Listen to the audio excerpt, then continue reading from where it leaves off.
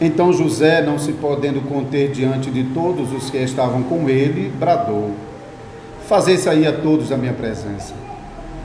E ninguém ficou com ele, quando José se deu a conhecer a seus irmãos. E levantou a voz e chorou, de maneira que os egípcios o ouviam, e também a casa de Faraó. E disse a seus irmãos: eu sou José, vive ainda meu pai? E seus irmãos não lhe puderam responder, porque ficaram atemorizados perante ele. Disse José a seus irmãos: agora chegai-vos a mim. E chegaram-se. Então disse: eu sou José, vosso irmão, a quem vendestes para o Egito. Agora, pois, não vos entristeçais, nem vos irriteis contra vós mesmos, por me haverdes vendido para aqui, porque para a conservação da vida Deus me enviou diante de vós. Porque já houve 2 anos de fome na terra, e ainda restam 5 anos em que não haverá lavoura nem colheita. Deus me enviou adiante de vós para conservar vossa sucessão na terra, e para vos preservar a vida por um grande livramento. Assim, não foste vós que me enviastes para cá, e sim Deus, que me pôs por pai de Faraó, e senhor de toda a sua casa, e como governador em toda a terra do Egito. Apressai-vos, subi a meu pai e dizei-lhe: assim manda dizer teu filho José: Deus me pôs por senhor em toda a terra do Egito. Desce a mim, não te demores. Habitarás na terra de Gósen, e estarás perto de mim, tu, teus filhos e os filhos de teus filhos, os teus rebanhos, o teu gado e tudo quanto tens. Aí te sustentarei, porque ainda haverá 5 anos de fome, para que não te empobreças, tu e a tua casa em tudo que tens. Eis que vedes por vós mesmos, meu irmão Benjamim vê também, que sou eu mesmo quem vos fala. Anunciai a meu pai toda a minha glória no Egito e tudo o que tendes visto. Apressai-vos e fazei descer meu pai para aqui. E lançando-se ao pescoço de Benjamim, seu irmão, chorou. E abraçado com ele, chorou também Benjamim. José beijou a todos os seus irmãos e chorou sobre eles. Depois seus irmãos falaram com ele. Vamos acompanhar a leitura do domingo 10 do Catecismo.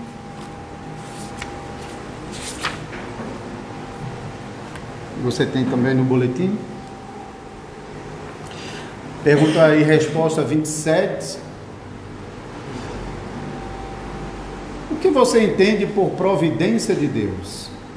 Resposta: a providência de Deus é o seu onipotente e onipresente poder, por meio do qual, com sua mão, ele sustenta continuamente o céu e a terra e todas as criaturas, governando-os de tal modo que ervas e plantas, chuva e seca, abundância e escassez, comida e bebida, saúde e doença, riqueza e pobreza, na verdade, todas as coisas não nos vêm por acaso, mas procedem da sua mão paternal.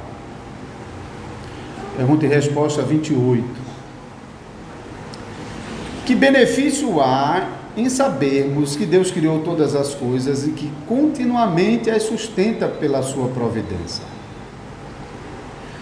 Podemos ser pacientes na adversidade, agradecidos na posteridade, e quanto ao futuro, podemos confiar firmemente em nosso Deus e Pai fiel, porque criatura alguma poderá nos separar do seu amor, pois todas elas estão de tal modo em sua mão, que sem a sua vontade, elas não podem nem mesmo se mover.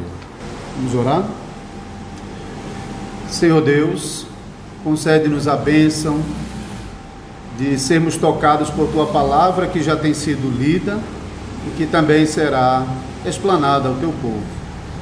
Abençoa o pregador, abençoa o teu rebanho que se reúne aqui, demais que se reúnem a nós, aqueles que estão acompanhando de longe o culto pela transmissão, que não podem estar conosco. Também abençoa as demais igrejas de Jesus Cristo nesse momento tão especial. Em nome de Jesus. Amém.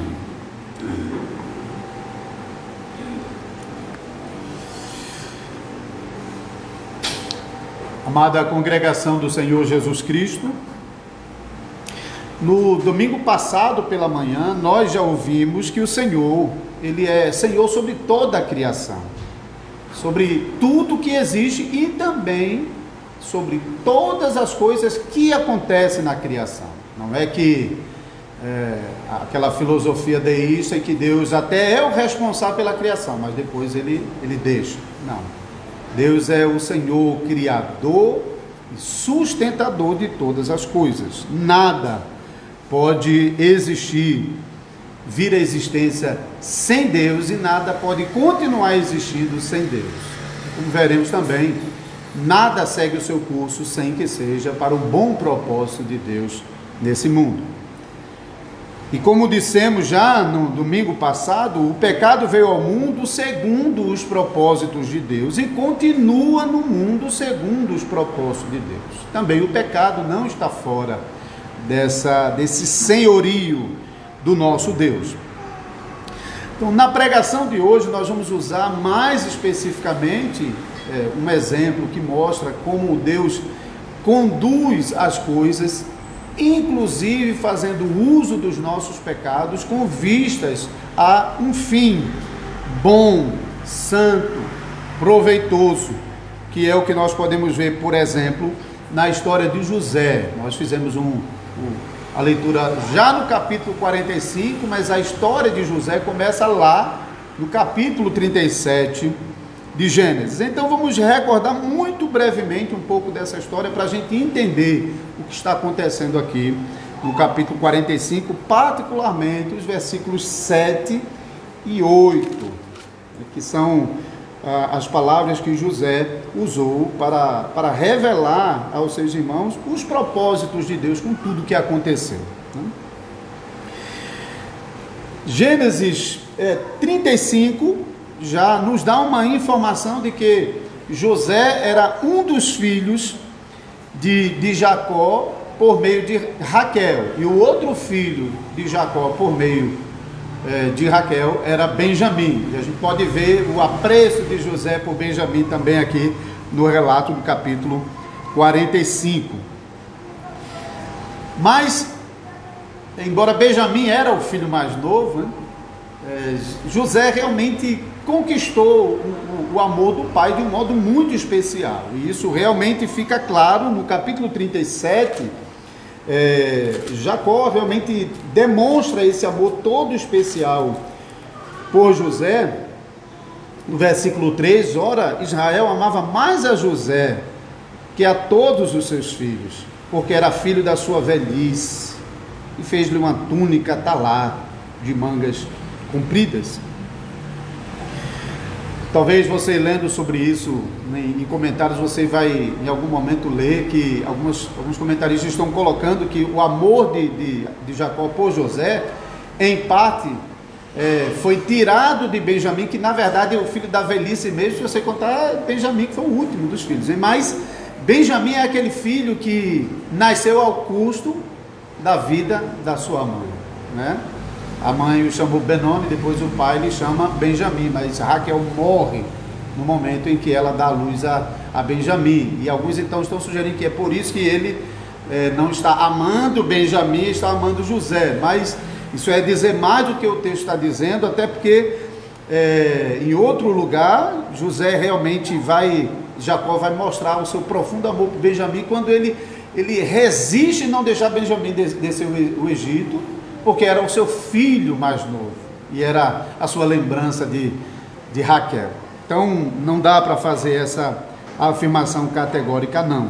O mais provável é que José foi aquele filho que cresceu ao lado dele, e a gente vê lá desde o capítulo 37, que de fato Jacó usava José muito mais próximo dele do que os demais. Muitas vezes os demais saíam para apacentar o rebanho e José estava lá colado com o pai.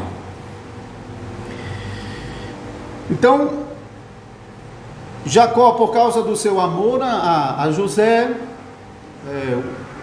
deu um presente, né, especial para ele, aquela túnica de manga comprida. E depois o próprio Deus revelou em sonhos a José, mais adiante no capítulo 37 vai mostrar isso, de que José haveria de liderar sobre seus irmãos e até mesmo sobre a casa dos seus pais. Ele teve aqueles dois sonhos, o do feixe, né? E depois o do sol e da lua, que também se curvaram diante dele, a lua e as estrelas se curvando diante dele como o sol.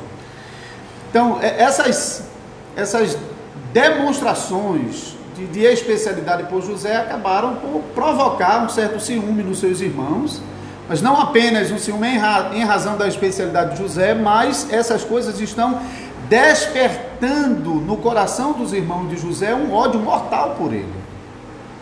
Veja que o homem pecador, ele não precisa que Deus coloque o mal no coração dele, o mal já está lá. As certas circunstâncias que Deus cria, desperta esse mal e guia esse mal para um propósito mais específico. Ainda no capítulo 37, mais adiante, versículo 14, o pai manda José ir para o campo atrás dos irmãos que estavam apacentando o rebanho. Os irmãos tinham se afastado um pouco e ele vai então atrás, e alguém indica para ele onde os irmãos estão, e de longe os irmãos o avistam. E de longe, ao avistar, eles já começam a tramar a morte de José. Eles só realmente não fazem isso porque Rúben, o primogênito de Jacó, impede, se a gente não vai derramar o sangue do nosso irmão. E aí sugere colocar ele lá dentro daquela cisterna vazia, e depois Judá sugere vendê-lo àquela caravana de ismaelita. Você pode ler aqui no texto ismaelita e midianita, e a gente pergunta, peraí, era ismaelita ou midianita? E alguém até fala sobre contradição, mas é porque os povos midianitas e amalequitas ou são dois nomes para designar os mesmos povos que se juntaram, ou eles realmente em algum momento se uniram. A gente vai ver isso também em Juízes, que os amalequitas são mencionados junto com os midianitas, numa das batalhas, porque eram povos que eram irmãos, né? Lembre-se que Ismael era filho de Abraão, e os midianitas eram filhos de Abraão com Quetura. Um era filho de Abraão com Agar e outro filho de Abraão com Quetura. Então eram povos bem unidos, mas que eram inimigos de Israel, né? Então assim ele foi vendido para a caravana de ismaelita, que vendeu depois lá no Egito. E os irmãos de José mentiram para o pai, dizendo que ele havia sido morto, devorado pelas feras. Pegou lá um sangue de animal, molhou aquela túnica especial, um pedaço daquela túnica, e levou como prova daquilo que tinha acontecido, da mentira deles. E assim Jacó sofreu muito a perda de José. Esse é o capítulo 37. O capítulo 38 narra uma história particular, a história de Jacó e Tamar, mas no capítulo 39 volta a história de José, agora dentro do Egito, para mostrar como Deus abençoou José na casa de Potifar, o general de Faraó, capítulo 39, versículos 1 e 2, depois que tudo acontece com a mulher de Potifar, e José vai para a prisão, e Deus abençoa ele na prisão, dando a ele a administração dos demais presos, e até beneficiando ele junto a outros presos. E depois lá no palácio de Faraó, Deus também abençoa a José, tornando-o o segundo no Egito, abaixo somente do próprio Faraó. Capítulo mais adiante vai dizer isso, capítulo 41. Então, quando José estava ainda na prisão, ele teve interpretou os sonhos do copeiro e do padeiro, e mais adiante interpreta o sonho do próprio faraó. E acaba assumindo essa posição depois de interpretar o sonho de Faraó, porque Faraó confiou na interpretação que ele deu de que o sonho indicava que haveria 7 anos de fome, e que se ele não tomasse as devidas providências, toda a nação egípcia ia sofrer, mas se ele tomasse as providências, o Egito ia se tornar ainda mais poderoso do que era, porque todas as nações viriam ao Egito. Então o rei confiou em José e então colocou ele sobre todo o reino.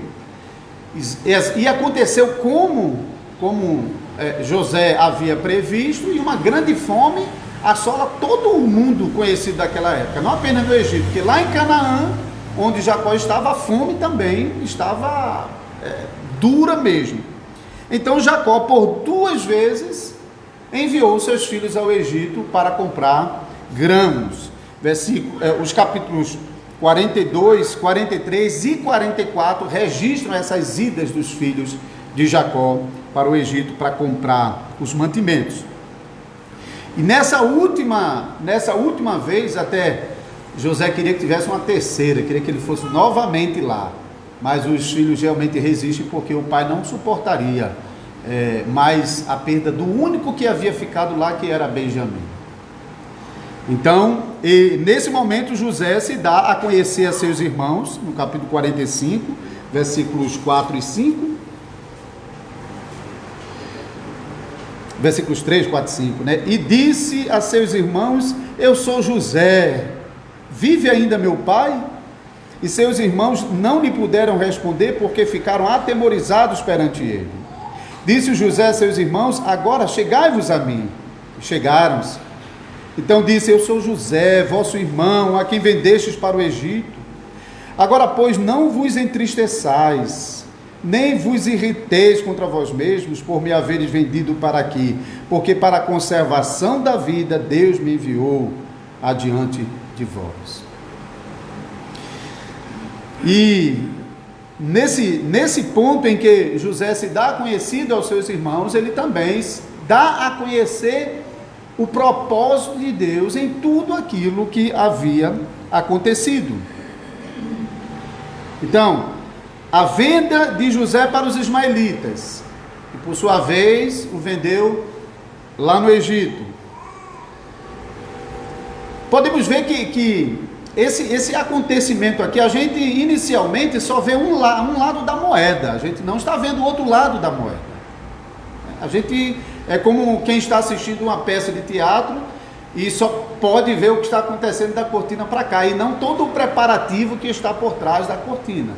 Então aqui, olhando no lado da moeda, nós estamos vendo o pecado e a responsabilidade dos irmãos de José em vendê-lo para o Egito e mentirem ao seu pai, dizendo que ele havia morrido. Então, de um lado, o pecado e a responsabilidade dos irmãos de José, mas do outro lado da mesma moeda está o propósito soberano de Deus para tudo o que estava acontecendo, e o controle soberano de Deus sobre toda a história, a fim de salvar a descendência de Jacó, que era a descendência da aliança. Se essa descendência se acaba, a promessa do Messias Salvador estava acabada. Dependia da preservação dessa semente santa de Jacó. Como eu mencionei no domingo passado, irmãos, não é fácil entender isso.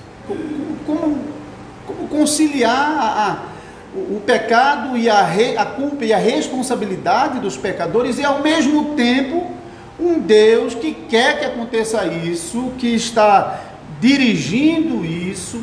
Assim, é realmente muito difícil. E nas discussões sobre a soberania de Deus, você sempre vai ver esse tipo de indagação. Porque é um ponto realmente onde muitos estão dizendo: não, se Deus exige do homem, é porque o homem é responsável, o homem tem que fazer, o homem ele é capaz de fazer aquilo que Deus chama a fazer. Mas do outro lado, nós estamos vendo aqui que, segundo as palavras de José, por causa dos pecados, os irmãos José não podiam fazer diferente, porque o seu próprio pecado já lhe inclinava nessa direção. Do outro lado, por causa do propósito de Deus, que incluía o pecado dele, eles não tinham como. O fato é que eles não tinham como fugir. Ao mesmo tempo, isso não os tornava desculpáveis dos seus pecados. Eles eram ao mesmo tempo responsáveis por tudo que estavam fazendo, porque eles estavam fazendo por causa dos seus próprios pecados. Eram os seus próprios pecados. É como lá no Egito, quando o texto diz que Deus endureceu o coração de Faraó. Não pense que Deus está indo lá no coração de Faraó e fazendo alguma coisa, porque tudo que Faraó precisava para fazer o que fez contra Deus já estava no coração dele. O endurecimento veio em que Faraó não foi favorecido com a graça de Deus para impedi-lo de seguir o curso normal da sua natureza caída. Então, temos que aceitar que não é fácil não para a gente entender como é possível, como conciliar essas coisas. Talvez um dia no céu a gente vai entender, mas completamente a gente não entende agora não. Mas confiamos, porque o Senhor está revelando essas duas coisas. Ao mesmo tempo que Ele revela que foi porque Ele quis, você é responsável pelos seus pecados. Mas considere o seguinte: se Deus é o Senhor da história, Ele não podia ter agido de maneira diferente nesse caso?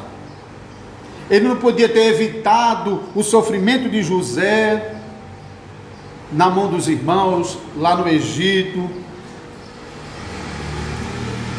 Ele não podia, se quisesse, ter evitado essa história e ter dirigido as coisas de uma maneira muito diferente? Podia, Deus podia.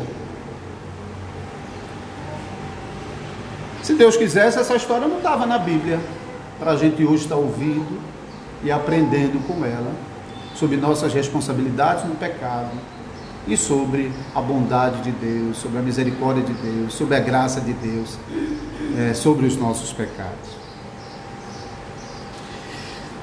Deus podia ter traçado um roteiro diferente? Podia. Deus podia ter escolhido outro irmão de José.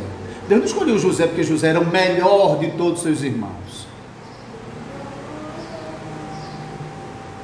Mas Deus escolheu José.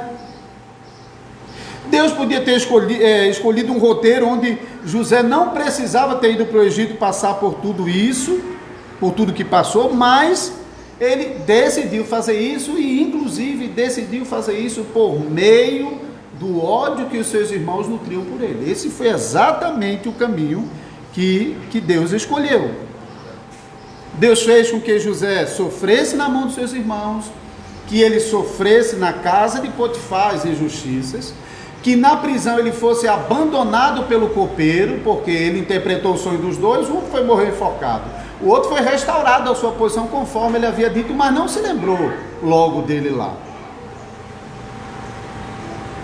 Deus podia ter evitado que José passasse por tudo isso, mas Deus usou a maldade dos homens para usar José como o salvador do seu povo naquele momento ali. Na pregação passada nós usamos o texto de Atos para mostrar que Deus usou o pecado dos homens para julgar injustamente, condenar injustamente e crucificar Jesus. E nós vimos que não apenas Jesus estava eleito desde a fundação do mundo como Salvador, mas os meios como Jesus seria o Salvador também já haviam sido determinados, e esses meios incluíam a traição, a crucificação e a condenação injusta à morte. Os pecados daqueles homens faziam parte do mesmo decreto de Deus que estabeleceu Cristo como nosso Salvador. Estava lá. Deus não decreta Jesus como Salvador sem saber como é que vai ser, não. Ele decreta na eternidade que aqueles homens vão trair e condenar Jesus. Então, aqueles pecados na eternidade já estavam dentro dos decretos de Deus.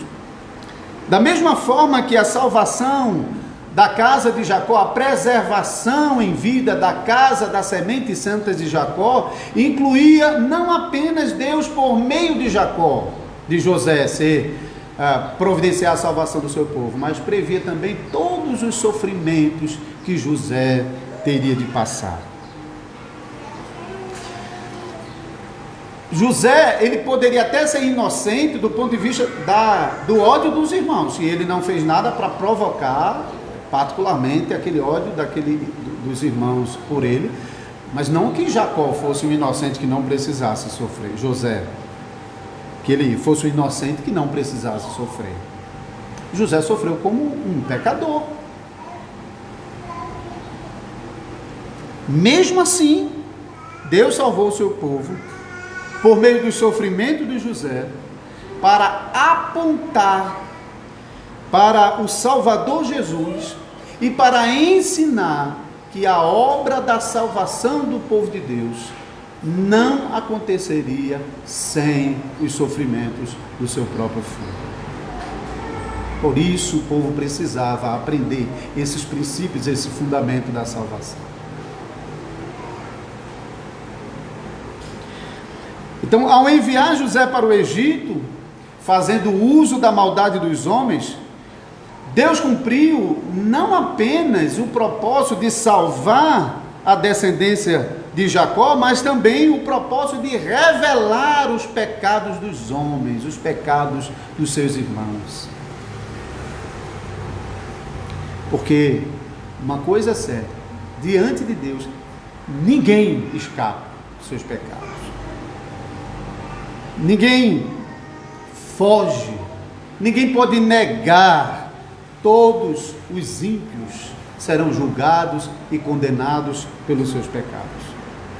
No dia do juízo final, os pecadores aparecerão diante de Deus, ouvirão as acusações por causa dos seus pecados, sem a mínima capacidade de poder negar, sem a menor chance de desconversar, de dizer não foi bem assim, ou foi por causa disso. Naquele dia não adianta.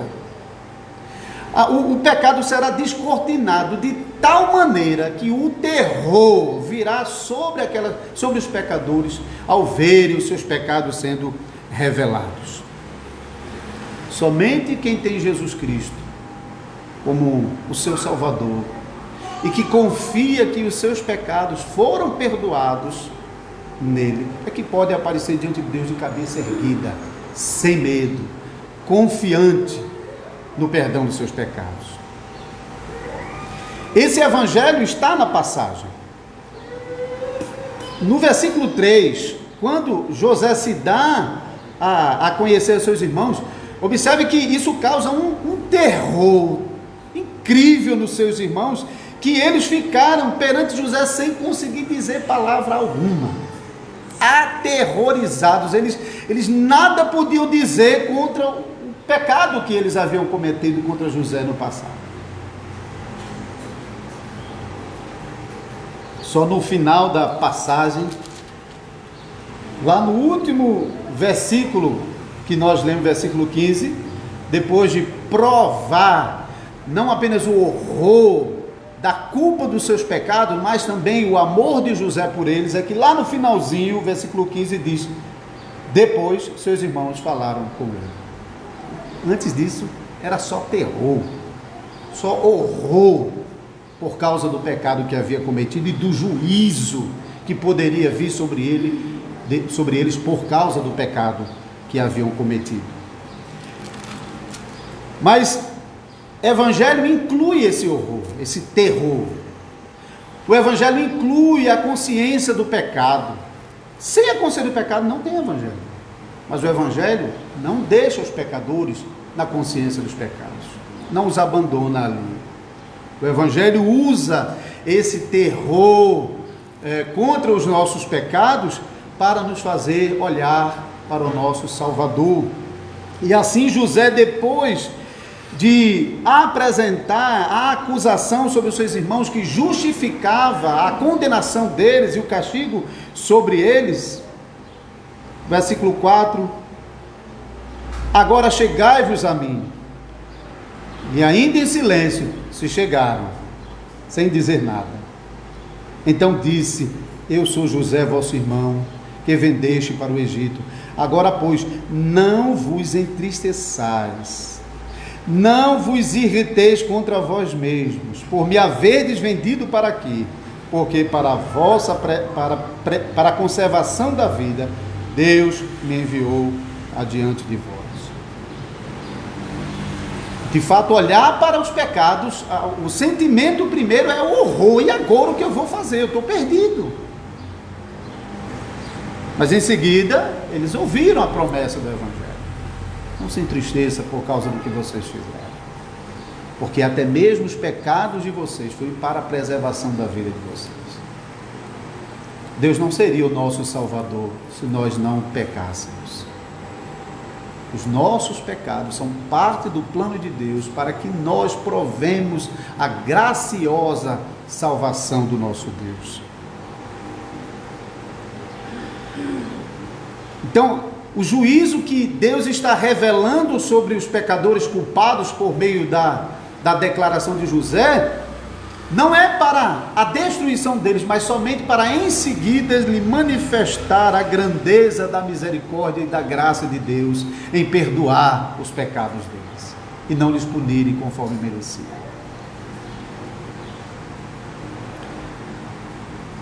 Nós temos isso em outros lugares.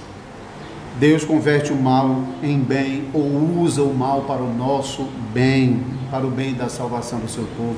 Romanos 8, 28.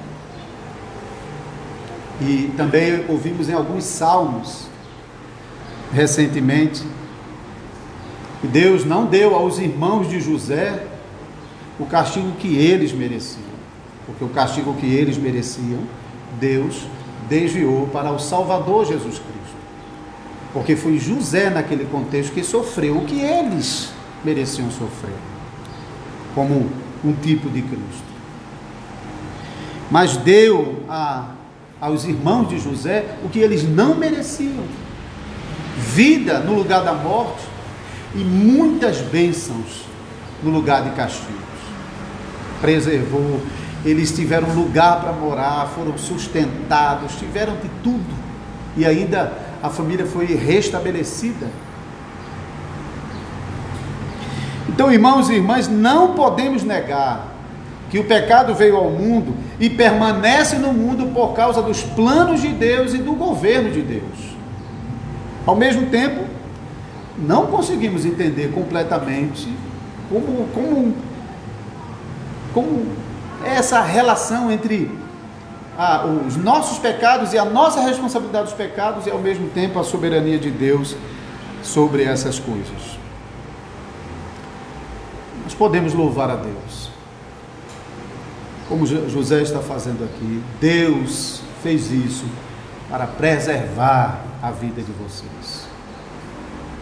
Podemos louvar a Deus que Deus usa os nossos próprios pecados para, de uma maneira misteriosa, nos preservar na salvação e na vida eterna que Ele conquistou para nós.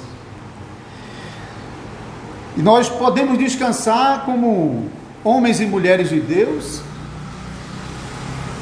na promessa que Deus nos faz de que os nossos pecados não existem somente para a justiça de Deus e nossa condenação, mas os nossos pecados existem também para que por meio deles nós possamos, de um lado, conhecer a misericórdia e a graça de Deus, e de nossa parte desfrutarmos dessa tão maravilhosa salvação.